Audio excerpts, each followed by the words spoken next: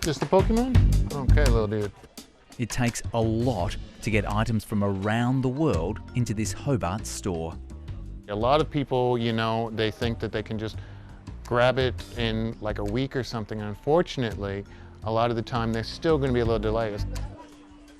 Global supply chains are smoother now than during the first years of the COVID pandemic, when passenger planes that carry 80% of our air freight were grounded. Everything seems to be slowly getting back to normal. It's just though it seems like there's one thing after another that keeps hitting them.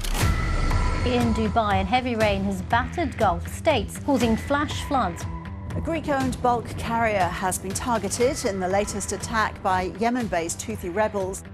We've got significant difficulties now around the world, whether it's the geopolitical tensions, whether it's weather conditions that are, quite extreme. Attacks by Houthi rebels on container ships in the Red Sea might seem disconnected from the shelves of your local store, but they're linked. Ships are going further to avoid conflict zones or the dried up Panama Canal. Paul Zalai, who represents both importers and large exporters, says shipping companies are paying more in insurance and fuel and passing that on.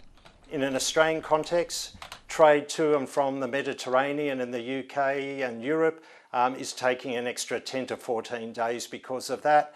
That comes at extra costs. Investment bank JP Morgan suggests the Red Sea hostilities alone could push inflation up globally by about a third of 1%. Books have started to go up in price. They can be like $40, $45, and it's just very difficult to sell it at that price. The Port of Melbourne is the nation's busiest general cargo and container port. The freight has to keep moving. We do see flow-on effects right up and down, and I guess the big reflection for me is right across the supply chain, just how connected we all are. The World Trade Organization says global trade shrank in 2023. It fell 1.2% in volume, but 5% in value, as people put off buying high-ticket items as a global cost of living crisis flared. It predicts trade will rise by 2.6% in 2024 and 3.3% in 2025. As an island nation, we didn't need the pandemic to tell us how reliant we are on global trade. But the problems that were exposed in the supply chain made us vulnerable. And you're seeing now more investment in infrastructure as global trade roars again.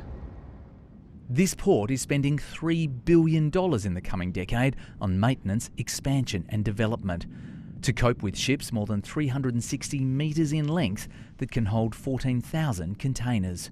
We import a lot of things. There is a confidence, and the economic growth is going to be underpinned by population growth. With trouble on the seas, that comes with a price. Ultimately, the costs do pass down through the supply chain, and ultimately importers and exporters pay more, consumers pay more. As we try to keep the shelves stocked.